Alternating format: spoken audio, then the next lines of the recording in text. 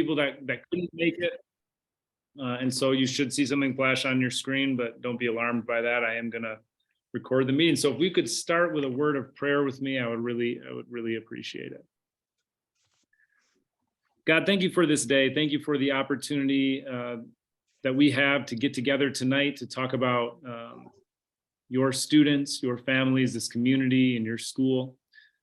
We thank you for basketball, which provides us a classroom through athletics that our kids are excited about and interested in. May we all in this room and our coaches, who some are here, some are not, but we just pray that you give us all a measure of grace and patience and positivity this year, and a spirit of partnership, that this place for youth sports and youth sport culture may feel so much different than what we feel out in the real world out there, that we may create a place that reflects you in a way that many other places do not. And we just pray that we can do that and let your light shine in this place and for all those who come in contact with us. But help us to keep that at the forefront of our minds as we go through basketball season. Now bless our time tonight, and bless each person here and who will watch this video later. We thank you for them, and thank you for your school. In your name we pray. Amen. All right, I'm going to continue to be letting people in as we go, but thank you for joining us today.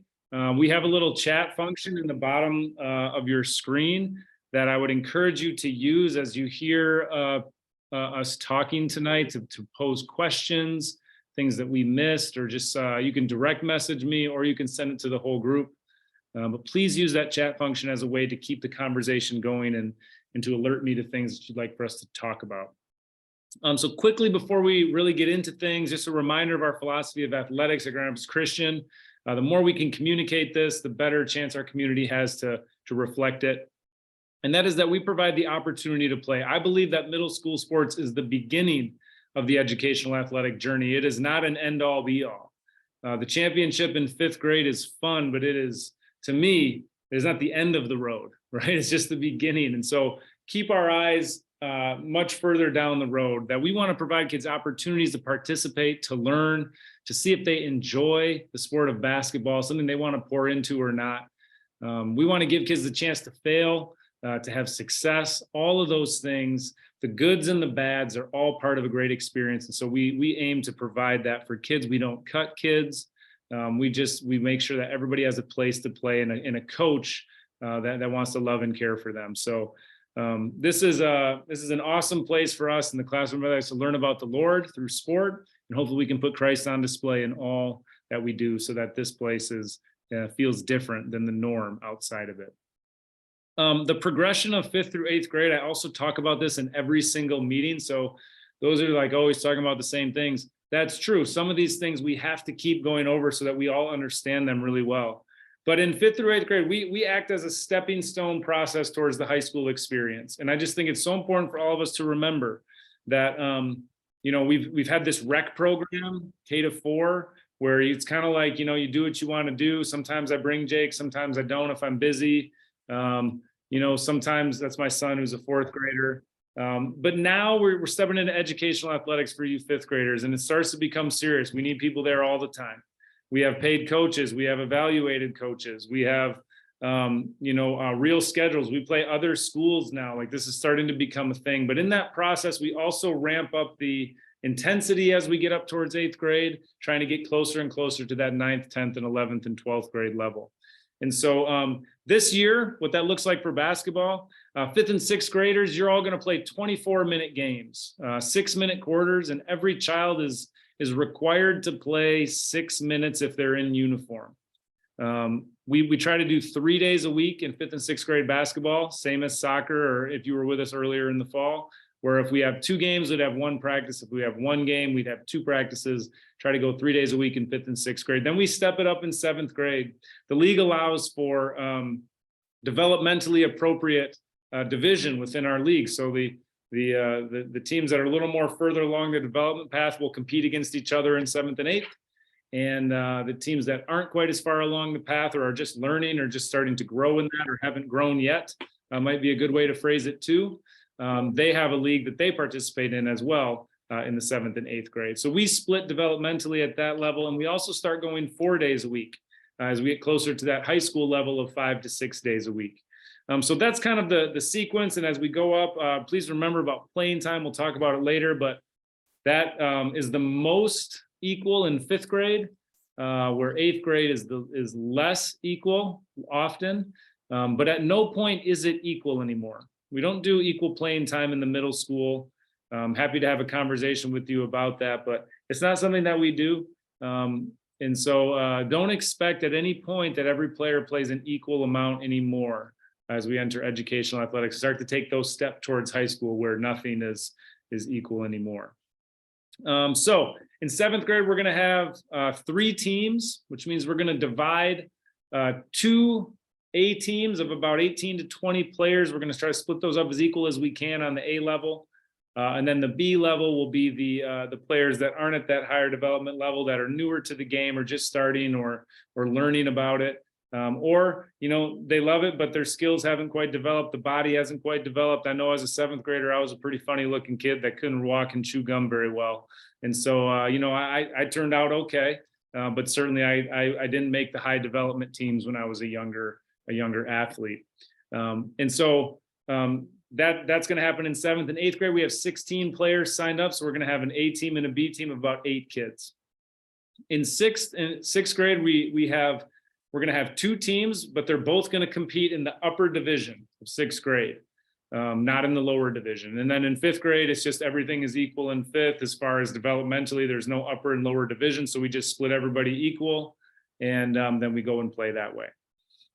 So that's some of the basics of like the setup, philosophy, and that stair-step process that we try to engage as we get closer to high school athletics. But before we begin anything else, we have a guest with us today who is a parent of one of our 8th graders in the boys basketball program, but he is also our boys varsity basketball coach. His name is Mr. Eric Taylor. Coach Taylor has got his video on, so if you guys are watching, you can see Mr. Taylor. But Coach, thanks for joining us today. I know that you played at the Division I level. You played in Europe for around 15 years.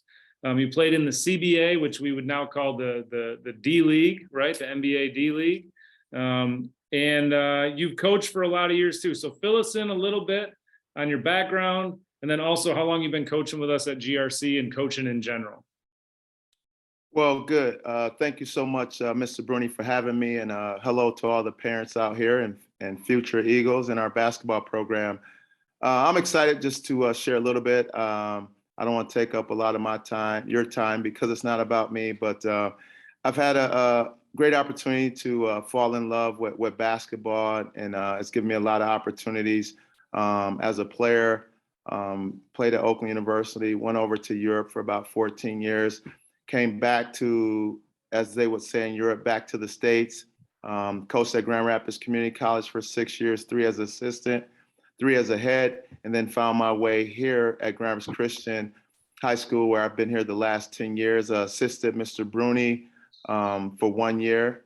We had a great time, and so we've talked a lot of basketball in terms of philosophy, cutting edge, and how do you get the best out of players, and kind of what's the best way to go about helping our kids in our program have the most success that they can. Yeah, I think we learned quickly that Mr. Taylor is the better coach because he ascended quickly to the varsity level where I am now no longer coaching basketball. So I think enough said there. We'll move on. But yes, thank you, Mr. Taylor. We do love talking about our basketball program and all of our programs. And so, Coach, I just wanted to have you on to share a few things, just provide perspective. You are deeply involved in our K-12 athletic program with basketball. And many of you who have come through the rec, you know Mr. Taylor already, which is great. But just talk with the middle school parents a minute about how important is it that teams win the 5th, 6th, 7th, and 8th grade championships as they ascend up towards high school? For me as a coach, I don't put a lot of bearing on the championships for our young players. However, I think it's important for them to be acknowledged and rewarded for their commitment during the season, their development, the work that they've put in, and be able to walk away and say, hey, you know what, we're champions. But my hope is that the kids continue to grow and develop fundamentally and continue to get good coaches, start to understand the concepts, start to understand the game in a broader sense than just winning championships. So I don't put a lot of emphasis on that. I just think keeping our kids engaged, keeping them excited about the game of basketball so they'll continue to play. Yeah, we don't see many kids earning scholarships to college in 5th grade, do we? No, we don't.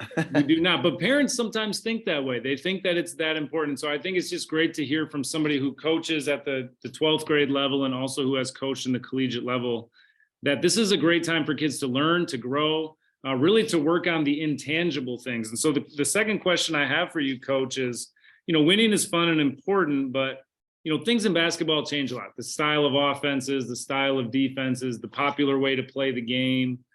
But what are some things that never really change in basketball about kids that you and I talk about with like the process of things, the things that are controllable, that we need to really focus on in middle school if we want to get to some of those fun things down the road, and into successful people down the road? What are some of the things we can learn or focus on that never change when it comes to learning sport? I think first and foremost is being a student athlete. I mean, I personally pride myself on making sure our athletes are in good standings academically. The last 4 or 5 years, we've had an all-state academic team. So I think being a student athlete first and foremost, but those intangibles and characteristics that I think all parents would want. Kids with great work ethic, I think that never changes. I think the kids that have that skill set allow themselves to develop maybe a little bit faster, but also maybe make up for their lack of skill sets. Having a great attitude, I don't think that changes or ever changes. I don't think a coach say, hey, 10 years ago or 15 years ago, I still want that kid with a bad attitude. Being coachable, being able to follow directions, take directives from the coach and be able to execute those things. Continue to develop the fundamentals. I think the fundamentals don't change at any level. Shooting, passing, dribbling, rebounding, all those things, defense, they do those at the collegiate level. We do them here at the high school. They do them at the professional level. And I think just trusting the coaches, and I know that's challenging at times, but I think just knowing that we have your kids' best interests at heart. But also for me, it's even more complex because I have to oversee not only a varsity team, but I have to oversee the program from K to 12. But also, as Coach Bruni said, making sure we got those great building blocks in place at our youth level that allows us to have the success that we have here at Graham Christian High School. Yeah, we've talked a lot, Mr. Taylor and I, that we've had players that he and I have coached here that are playing in the NBA right now. And we have players that are playing in Division I collegiate basketball right now. And some of the things that are the exact same about those kids that we can influence our kids with, even now in 5th grade, the sooner the better, 5th, 6th, 7th, 8th, the sooner the better, is that those guys that are in the NBA that are playing that high Division I stuff, they're people that every teacher in the school loved being around. They were phenomenal people. Like, you ask any person about Xavier Tillman or Dwayne Washington, and they will gush about how amazing that person was. Now, I don't know, but they found a way to be engaged with adults well. So teach your child to do that, how to engage with adults. Second, they both carried 3.5 GPAs. So I don't know, does a GPA make you a pro athlete? No, but I guess it does say that they take care of business and they do the things they're supposed to do the way they're supposed to do them. So talk to your child about those traits. There are always kids that we never had to ask them to practice. Like they were self-motivated to practice and do more. And you find them all over the place just trying to find a way to get better. They sacrificed their social standing for their dream and for doing the right thing because they knew that doing the right thing was going to help them get much further in life. That's common amongst all those people. So we've had a lot of talks about this. I just encourage you that, hey, it's great to win. It's great for your son to get 16 minutes of playing time and not 8, or 24 minutes and not 16. But man, if we can teach how to do some of these things that we see as the common denominator, that's probably more valuable way to go through basketball than getting the right playing time minutes, the right play calls, or the right victories on the schedule. So, Coach, thanks for being here. Anything you want to leave us with before I let you be a dad again in this meeting? No, I would say, parents, just continue to allow your son to play multiple sports. Um, Anything I would say is really just continue to focus on the development. And everyone's going to be at a different place, but I think the more we can focus on those skill sets of passing, shooting, dribbling, and start to understand the concepts of the game, I think is big. I don't think kids necessarily have to just go crazy, parents, about playing AAU and traveling up and down the highway every weekend. Love to have a deeper conversation about that. But I think, obviously, if your kid's passionate and really loves the game, getting them some outside development is great. But I think just be selective on who's doing the developing, because I don't think all trainers are good trainers, and you can spend a lot of money and your kid won't reap the rewards or benefit from just going to a training. I think it has to be very intentional and purposeful in terms of helping them develop. But I think the most important, just continue to lift them up, encourage them, and hopefully by doing that, that they continue to have lots of fun. And just thank you guys for being a part of this program. I think we have one of the best programs in the state, but also smart enough to know that's because we have great kids and great families and great coaches in our program. So thank you. Coach, thanks a lot. We're going to let you be dad again for the rest of this meeting. But hey, also want to just let everybody know, we're going to try to get Mr. Taylor back on maybe the end of the year to talk about some of those opportunities for anybody that wants to come to that meeting, hear from him. One of the most important things he said was we don't have to travel all over the country to get outside opportunities. We don't have to pay hundreds of dollars to trainer X, Y, or Z to make ourselves better. There's a lot of wisdom in this man, and he knows, I'm amazed that he knows every person that I ever walk up to. He already knows them. It's amazing his network and who he knows that can help kids and keep people connected. So we'll try to get everybody back on later on for maybe some information from Coach about some of those things. But back to our season, what to expect. So number one, team snap. If you've been involved in athletics here, you know that team snap is the way that we communicate. You will get another invitation to team snap after your team is made. Your coach will invite you to that direct team snap page. You know that's where we'll find practice schedules. You know that's where we'll find our game schedules and maps and all those sorts of things. And you will have that one dedicated coach that you can communicate with. I love all of you. And there's 45 families represented in here. I think we have almost 100 boys playing basketball this winter.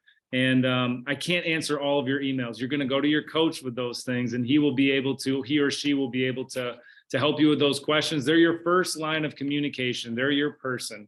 Once we have those teams made, work with that person. So let's talk a little bit more about working with coach. First of all, those of you involved in fall sports, thank you for all of the positive reports that I got from about our coaches and about each of you. That we just did a good job in the stands. I didn't have any officials. I didn't have any athletic directors or anybody complain about the way that our parents behaved. And I can tell you that is an important thing, but it's also very rare. It takes a lot of self-control on your part, and it takes an intentional decision to do a good job. And I just want to thank you for that. But we did have some weirdness this fall internally. We had parents thinking that coaches had agendas and how they made teams, and that teams were formed with these weird motives by the coaches, and that parents, can't approach a coach because of politics and they're going to take it out on my son or daughter. And I just want to encourage you that is not our culture. That is not who we are. We are a partnership culture. The only politics you're playing are the ones in your head. Our coaches are not here to make sinister moves, to have motives. They don't get hired by me if they care about winning more than they care about your kid. So please just know when we start this thing that is not a part of the equation. And as soon as we do that, I just want to caution you that you're putting yourself in a weird place. It's really going to be hard for you to enjoy Grand Rapids Christian schools if that's the way that you're doing it. So just please remember, we are a partnership community, one that works together as much as possible. I also would like to say that just as you want our coaches to provide grace, understanding, kindness, as your child learns the game of basketball and the things that they do around the gym and in the games and in the practices, you want that kindness and grace given to them. I also want you to know that I would expect that from you guys towards our coaches. The exact same thing that you would want the coaches to give to your children. I need you to give that exact same grace, kindness, understanding, patience, all of those things to our coaches. It's just the way that we do it. These people volunteer to put themselves out there 3 to 4 days a week for the benefit of your family, not to the detriment, certainly not on purpose. Now, things can happen and no one's perfect, just like your child, but just remember, these people are volunteering time to be there, to love, to care, to take care of your child in the best way that they know how. And so, please work with them as best that you can. A way that we can work well with them is to remember that great experiences are good and bad. We win and we lose, and that's all a good experience. We have positivity and we have negativity. We have successes and failures. We have laughter, we have tears, right? All of those things are part of a rich experience. And I would submit to you that a good experience is not just when good things happen the way we want them to happen and we win. That it all can be seen that way. And you have a huge opportunity to help us teach children that.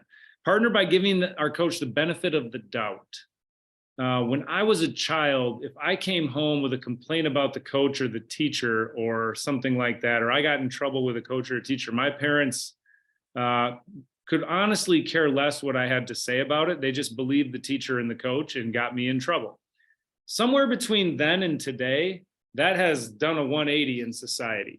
And all of a sudden we believe the child and the coach and the adult is always wrong, and they're the ones that are messing up. And I would just submit to you that that's not a good way for our culture to behave. If that's the way that the normal society is, we can intentionally be the opposite. We can partner together to give coaches, these people that are volunteering and trained to do this, the benefit of the doubt, that we can work with them to maybe ask questions of a coach. The best way you can work with a coach is to ask questions and not have the answers. Say, hey, my child said this. What did you hear about this? How did this happen? Can you tell me a little bit more about it? It's a great way to approach whatever your child tells you. My 5-year-olds can convince me, they're 5, of the wrong thing. They're very good at this. And I would submit to you that your child has had 7 to 10 years more practice of how to get them how to get you on their side. And so just remember that. Ask questions, try not to have answers, try not to make statements to coaches, but just partner with them by asking questions and inviting them into a conversation rather than on a soapbox, talking to them about what they're doing wrong and how they can do it better. And partner with gratitude. Be thankful. Remind your kids to be thankful for the coaches, for the officials, that we have people to play against, that, even if things don't go right, a posture of gratitude is something that puts Christ on display in a way that many places and many people are not doing today. And I think we can be different and we can be a little bit better. And the best way to do that is to be a great spectator. I know that we get to have an opportunity to do that with our kids and to do that with our coaches internally. But man, we get an opportunity when we go to these gyms to wear Grand Rapids Christian on our jerseys, on our shirts, on our hats, with the letters on the back of our car. We see a lot of those C letters. And man, we get a chance to put Christ on display. So as a spectator, I just want to say thank you to our parents in the stands again for the fall season. It was fantastic. I was so proud each time I was in the crowd to see such positive supporting of our kids. And I can tell you, sitting there as an AD, I was frustrated at some of the choices our coaches were making with substitutions during volleyball, where I couldn't understand the lineup in soccer. And I was sitting there frustrated. I didn't even have a kid on the team, right? So I know what you go through. Like if it's anything like I felt, it's probably times 2 or 4 that you feel when you think something should be done differently. But just the way that you turned that and were disciplined to just cheer and support through that process, knowing that everyone's learning and growing. I just want to say thank you and encourage you to continue that posture as we go forward. In a note about officials, we are short on officials. We may have games canceled this year because of a lack of officials. And as we look into this bad situation we're having with officials, I want you to know that no official, when we did a study of this last year where Carolyn interviewed all of the officials about why they officiate and what bothers them about officiating now, not one of the officials said the attitude of the kids. Not one. They all said the attitude of the adults. And that means the people in the stands and the coaches. So my side of that equation is that I tell all of our coaches, if they're concerned with complaining with the official, they cannot coach for us. It's just not part of it. It's not helpful. And I want to encourage you the same. As someone in the stands, these officials, we don't have very many. We're in a situation where the reason we don't have very many is because people think that they paid $3 or $5 to get into a game and now they can say whatever they want. I have people tell me that. Well, I paid my money for my ticket. I can do what I want, Mr. Bruni. I'm not sure that's true, because how long would you do your job if people could pay $3, 100 people, and they could sit behind you while you were in your desk chair and criticize and boo you every time you clicked the mouse or made a phone conversation? You'd quit yours too. You'd be like, that place is crazy. I'm not going there where these people get to yell at me all the time. You'd quit too. Right. And that's what's happening with officials, is instead of supporting them and supporting kids, we turn our anger and frustration on people with stripes. And I would just want to submit to you that that's not best for our kids either. And so please consider that. Second, when we go to the Graciac League, this is a middle school, private school league that probably pays less for officials than many of the public school leagues. What kind of quality official do you think we get? You think we get the Final Four quality official coming into our gyms? No, we get the officials who are learning the game. Just like your kids are learning the game, and our coaches, some of them are learning to coach, right? That's what middle school is. It's a learning ground. It's not a professional atmosphere where we should be critical of every little thing. And so when we have these young coaches or these older referees that maybe it's their first year and they just want to give back because they're 55, 60 years old, they're retired, they want to give back to a sport. They might look old, but it still might be their first year. And then we give them a bunch of grief. They're not going to want to stay. So my encouragement to you is every time, no matter if it's the worst official in the world, okay, when you see an official, I don't want them to be scared to walk out of our gym. I want them to feel comfortable because we care for them. Hey, thank you for officiating today so that we could have a game. I appreciate that. If you don't have anything nice to say, don't say anything at all. Remember that? My dad always told me that too. But if you need to say something, just encourage them and thank them for their effort to even give us the opportunity at a game. Last year, we had 7 games in our high school canceled for lack of officials across all of our sports. It's very sad. Put Christ on display. We want people to say, oh, great, I'm so glad I have the game at Grand Rapids Christian today, because those people treat us well. Be supportive as a spectator. I know that you get frustrated as a fan, but I would just submit that if you're frustrated in the stands, it's not helping your child. What helps kids is when people are positive. Doesn't help your child to rag on the official. It helps them to know that you're behind them and you think they can do it better the next play. So please continue to do that. Focus on controllable things and don't worry about the officials. So focus on our attitudes, our intensity, our work ethic, our motivation, our attention to detail, and all the things that we can do, rather than what another team is doing, or if another player has a dirty player, or that coach is a mean coach, or that official this or that. Just focus on the things that we can control. We have so many things. When I coach middle school basketball, there's 1,000 things I'm trying to work on with the kids. I don't even have time to think of the officials. I don't have time to think of anything else. We just need to coach the kids and encourage them. So just remember that as you're a fan, encourage them. And get away from this idea of the victim mentality, meaning when you're driving home with your son after a game and something didn't go right, it's really easy to try to connect with your child by when they say, oh, can you believe this? I can't believe it. And we want to connect with them. But what we should try to stay away from is, yeah, you're right, the coach this, or the coach should have done that, or yeah, the ref did this. And if we start blaming other things, we build a kind of victim mentality within ourselves that we've done nothing to deserve this, and it's someone else's problem. And I would submit that that's maybe not the best way to live. That doesn't create a gritty, resilient person. Own the things we can own. And in that car, one of the best things we can say to kids is, I know, but it was so great to see you play today. And even to play hard through that. Or maybe next time we could play hard through that, even when it goes wrong. But I enjoyed watching you compete anyway. It's just so much fun for me to see you out there playing the game. So the more we can do that, the better. And then just my last thing tonight, before I tell you about team formation, This is a reminder about club sports and educational athletics. Many of you play club basketball. Many of you have played club sports your whole life. GRCMS sports are not your club team. Those are different things that run in parallel lanes. They're both basketball, they're both club, whatever, they run in parallel lanes. We have to stay in our lanes with that.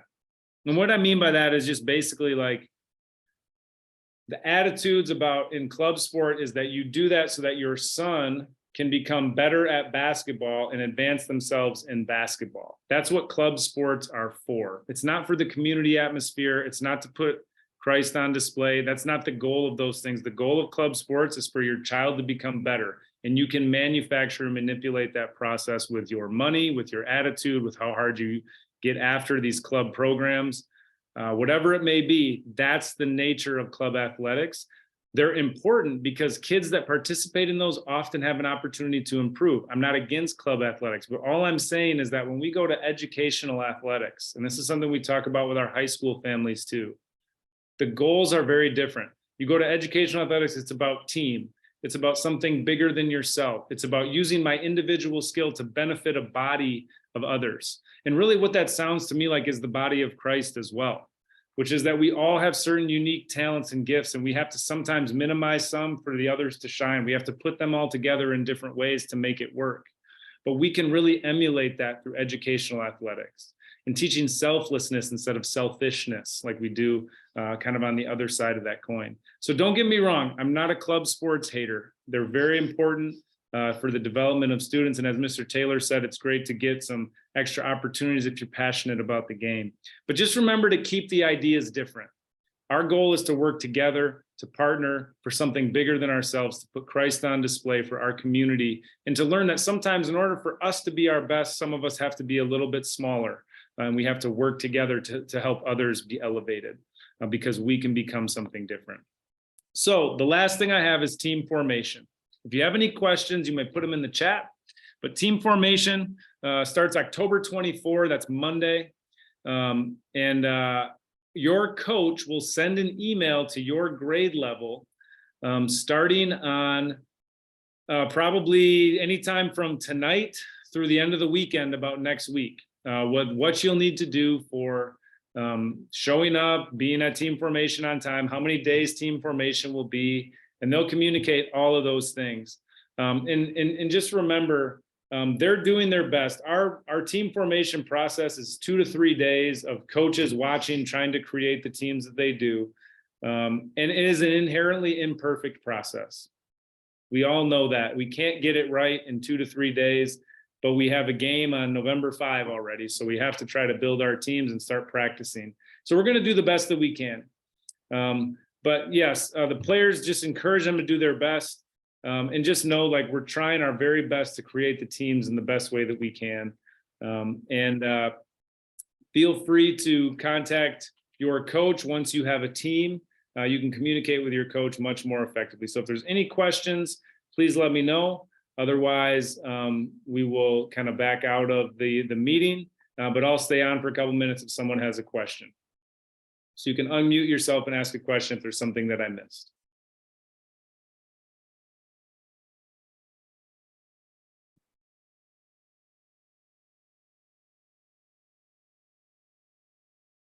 Okay, well, if you have something in the chat, I see, what are the rules with 7th and 8th grade basketball? Can they press? Yes, great point. 5th and 6th grade has some funny rules where you can't press in the full court.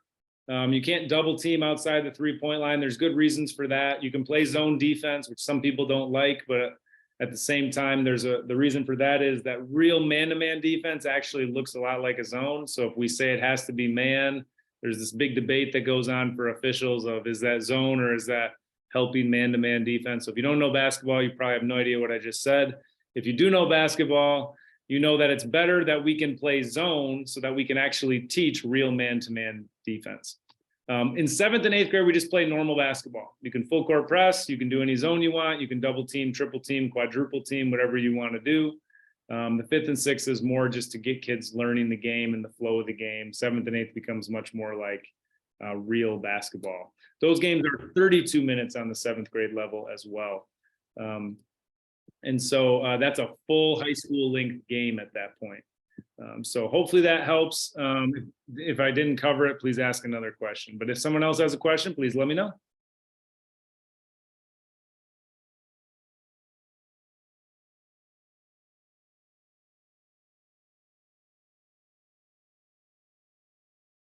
Can you clarify, are 7th and 8th graders mixed together? You mentioned 16 kids. Is that between 2 grades? No. Thank you for the question.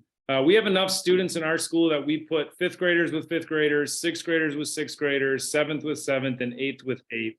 And then within those grade levels, what we do is we get as many teams as possible to create, a good playing time situation for kids. So in 7th grade, we end up with enough for 3 teams because we have 29 athletes in 7th grade playing.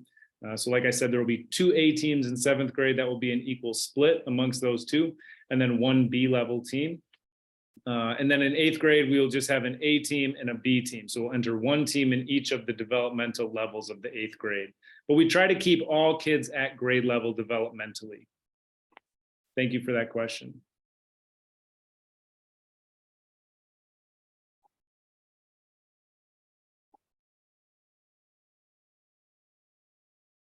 All right. Okay, well, thank you for your time. I will stop recording and post this and send it out to everyone. Thank you for stopping in and being here. If you have any other questions in the short term, please let me know. Your coach will get in touch with you over the next few days with information about next week. Thanks a lot.